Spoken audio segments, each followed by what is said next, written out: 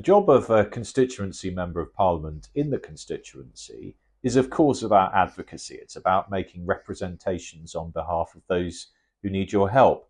And sometimes at least those representations can be successful. And you can probably see from the board behind me and the expressions of thanks there that sometimes they can make a difference on some very important subjects. But the job's also about listening. And listening to as many of your constituents as you can on a whole range of subjects.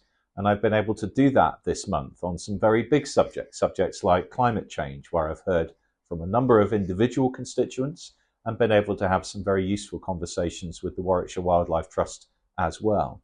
On subjects like mental health, where I had a good meeting with Coventry and Warwickshire Mind, who of course provide many mental health services to those I represent.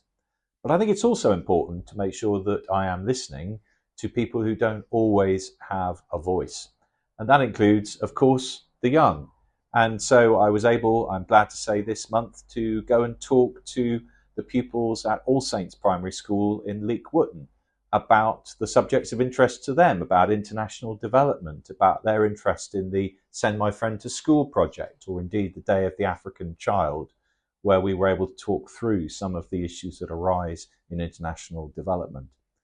And also this month, I was able to welcome to Westminster a group of young people from the Warwickshire Youth Forum and indeed the Children in Care group, and to hear from them what they think about the issues being discussed in Westminster and of course that affect them here in the constituency.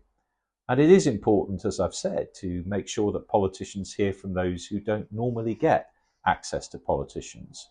And in the case, of course, of young people who are in care, or who are care experienced, it's important to give them the opportunities that many of their peers take for granted, the opportunity to go to Parliament, to meet their MP, to have the experience of what is done in our democracy and at Westminster. So listening matters, and I've been able to listen this month to a large number of constituents, some of whom perhaps I wouldn't normally hear from, and I think that's an important part of my role.